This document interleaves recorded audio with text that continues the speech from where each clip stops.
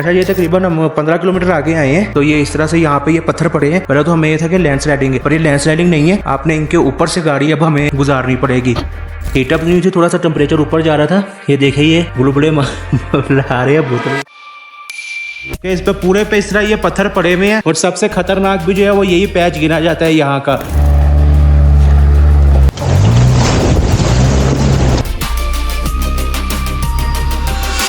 वो सामने जो आपको रास्ता नजर आ रहा है वो नारायण बाबू से टॉप वाला है। ये रास्ता जो है ये नारायण से जो कश्मीर जाता है ऑफ रोड ट्रैक वो है। और वो सामने आपको बादल नजर आ रहे होंगे, हमने इनके उस तरफ जाना है। ये वाली सबसे गंदी चढ़ाई है। सबसे ज्यादा मसला यहाँ पे बनता है 4x4 को भी और मोटरसाइकिल पे भी। बहादुरी और बेवकूफी में ना बड़ी बारीक सी लाइन होती है। हमने जो आज किया हमें नहीं पता कि ये बहादुरी थी या हमारी बेवकूफी थी। लेकिन अगर आप नारायण से कश्मीर अपनी बाइक या अपनी 4x4 पे जाने का प्लान कर रहे हैं और रास्ते का आइडिया नहीं कि नोरी टॉप वाला पैच कैसे है, तो ये वीडियो मैंने आपके लिए बनाई है। तो वीडियो आखिर तक देखिएगा। नारायण से सुबह हमने अर्ली मॉर्निंग निकलना था, लेकिन ये जो बारिश हो रही ना ये काम खराब है। तो हमने इंतज़ार किया, काफ़ी ज़्यादा इंतज़ार किया, लेकिन बारिश तो रुकने का नाम ही नहीं ले रही थी। तो हमने सब कुछ अल्लाह के हवाले किया एंड अपना सफ़र शुरू कर दिया नारायण से झलकट के लिए।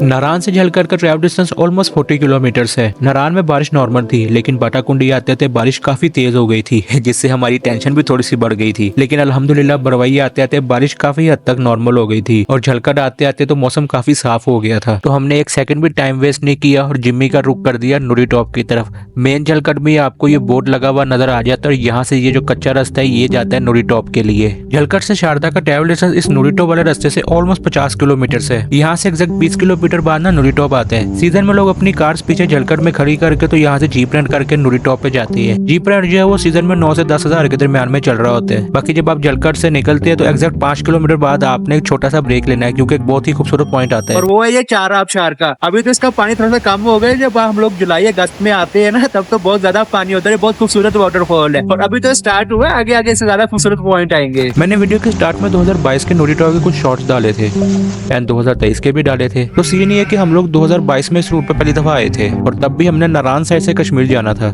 लेकिन हमें नारायण में काफी डरा दिया गया था, क्योंकि तब ये रास्ता ना सिक्योरिटी पॉइंट ऑफ व्यू से काफी खतरनाक समझा जाता था। फिर लास्ट ईयर 2023 में भी ये रास्ता नूरी टॉप से झलकट तक इतना सेफ नहीं था एंड लास्ट ईयर तो हमें भी 3 लोगों ने रोकने की कोशिश की थी, लेकिन तब हमारी किस्मत अच्छी थी। लेकिन ये कि इस साल इस रास्ते पे ना अमन अमान रहा है, कोई भी ऐसा हादसा नहीं हुआ, क्योंकि सुबह 2 पुलिस वाले जो थे टाइम से चले जाते थे जीप वालों के साथ, सारा दिन फिर नूरी टॉप पे रहते थे। लेकिन ये सब था सीजन में। आजकल जो है आजकल पुलिस वाले यहाँ पे नहीं होते। तो मैं आपको यही मशवरा दूंगा कि अगर आप लोग आ रहे हैं तो आप लोगों ने थोड़ा सा यहाँ पे 2-3 चीजों का ध्यान रखना है। एक तो जो बाइकर्स आ रहे हैं वो कोशिश करेगा ग्रुप में ट्रैवल करे। उसके अलावा जो ये झलकट से नूरी टॉप वाला सफर है ना ये कोशिश करेगा कि दिन में ना टाइम से कर ले।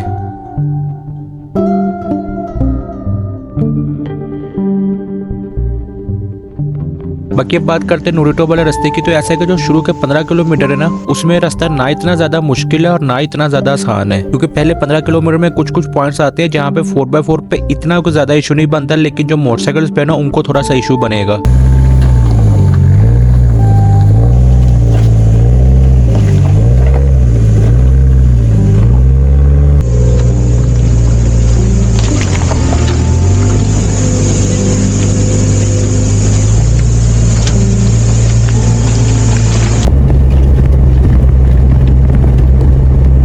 इन्हीं पत्थरों की वजह से मैं आपको कह रहा था कि जो शुरू के 15 किलोमीटर है ना वो बहुत ज्यादा इजी भी नहीं है, लेकिन बहुत ज्यादा टफ भी नहीं है। इजी इसलिए नहीं है कि जहाँ पे ये पत्थर आते हैं वहाँ पे ठीक ठाक जोर लगता है गाड़ी का, लेकिन टफ इसलिए नहीं है क्योंकि ये ज्यादा लंबे नहीं चलता। ये आते हैं तो बड़ा आएगा 10-15 मीटर का पैच आएगा पत्थरों वाला, उसके बाद रास्ता फिर सीधा हो जाता है, तो इतना महसूस नहीं होता जीप पे। लेकिन ये जो मोटरसाइकिल्स पे है ना उनका ठीक ठाक जोर लगेगा। तो आप लोगों को बेस्ट ऑफ लक। बाकी हम लोग सुबह जितना यहाँ पे आने से घबरा रहे थे बारिश की वजह से, हमें इतना कोई बारिश की वजह से एक खास इशू बना नहीं, लेकिन ये जो मोटरसाइकिल्स पे आ रहे हैं तो उनको यहाँ पे ना थोड़ा सा मसला बन सकता है बारिश की वजह से। और मैं आपको ये बोलूंगा कि अगर आप 4x4 पे भी है ना तो कोशिश करेगा कि अगर बारिश में इस जगह पे ट्रैवल अवॉइड हो सके ना तो कर लेगा, क्योंकि ये कि वैसे तो ये रास्ता लैंडस्लाइडिंग के लिए मशहूर नहीं है, लेकिन जब किस्मत खराब हो तो हम कुछ नहीं कह सकते, कहीं भी पहाड़ पे लैंडस्लाइडिंग हो सकती है। तो ये कुछ चीजें ये आपने माइंड में रखनी है। बाकी अब बात करते हैं इसके लास्ट के 5 किलोमीटर की, जिसने हमारे हाथ भी खड़े कर दिए थे। और ऐसा मैं क्यों कह रहा हूँ वो आप लोग देख ले।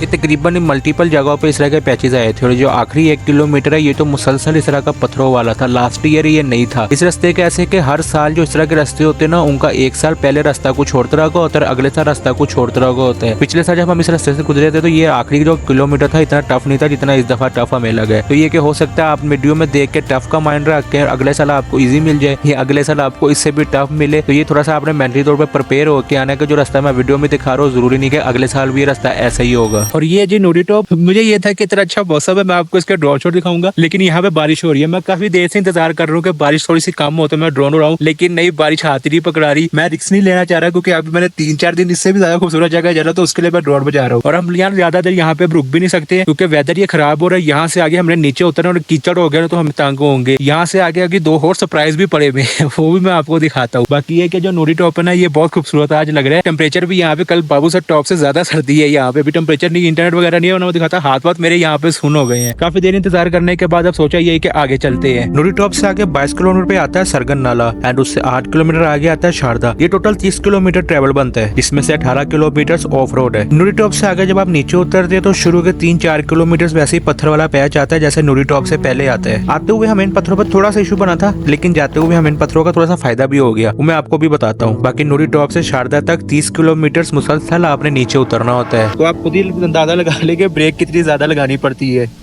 तो बिल्कुल फास्ट गियर रखना है, और जिनके पास ऑटोमेटिक है उन्होंने बिल्कुल लो गियर में रखना है, एल में या D1 जो है उनमें, उस हिसाब से। क्योंकि कीचड़ तो है, लेकिन जो इस तरह पत्थर पड़े ना, इस वजह से जो टायर है ना वो अभी हल्का हल्का ग्रिप कर रहा है, तो ज्यादा गाड़ी ना स्लिप नहीं हो रही नीचे उतरते हुए। बाकी व्यू यहाँ का बहुत खूबसूरत है, बहुत आहिस्ता आहिस्ता नीचे उतरे सिर्फ इस व्यू की वजह से। थोड़ा सा सफर करते हैं, ब्रेक लगा के व्यू एंजॉय करने लग पड़ते हैं, क्योंकि मैंने पहली दफा बादल इस तरह देखे है। मैं पापा को कह रहा था कि हम लोग 3 साल से मुसलसल यहाँ पे आ रहे हैं, ये फर्स्ट टाइम ऐसा हुआ कि हमारी मर्जी का वेदर हमें यहाँ मिला है। तो ये इशारा है नूरी टॉप का कि भाई जी अब जरा 2-3 साल के ब्रेक के बाद दोबारा यहाँ आना। बाकी मैंने ऊपर टॉप पे आपको बताया था कि 2 सरप्राइज है, तो वो मैं ये वाटर क्रॉसिंग को कह रहा था। पहली वाटर क्रॉसिंग जो है वो नूरी टॉप से 4 से 5 किलोमीटर के ट्रैवल डिस्टेंस के बाद ही आ जाती है।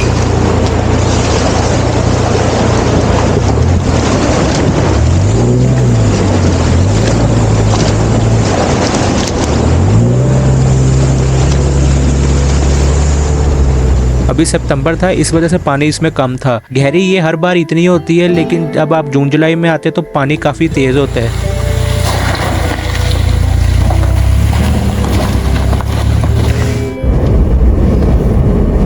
दूसरी वाटर क्रॉसिंग इसके एग्जैक्टली 4 किलोमीटर बाद आती है।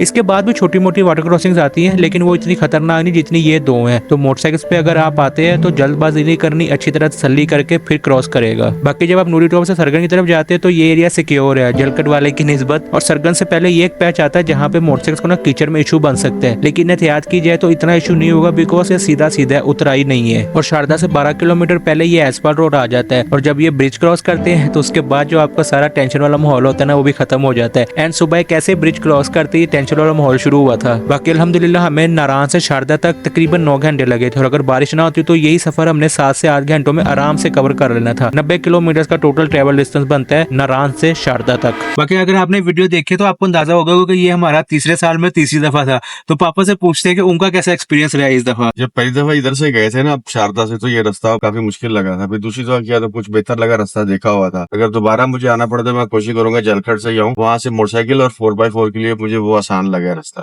बाकी मैंने इस वीडियो के आपको शुरू में बताया था कि हम लोगों ने नारायण से तो अपना सफर शुरू किया है, और अगर आप ऑफ सीजन नारायण आ रहे हो और अपनी गाड़ी पे आ रहे हो, फ्लड के बाद रोड कंडीशन का आइडिया नहीं कि पिछले दिनों में जो फ्लड आया था उसके बाद रोड कंडीशन कैसी है, तो उसके लिए आपको ये वीडियो आ रही होगी, ये वीडियो देख लें।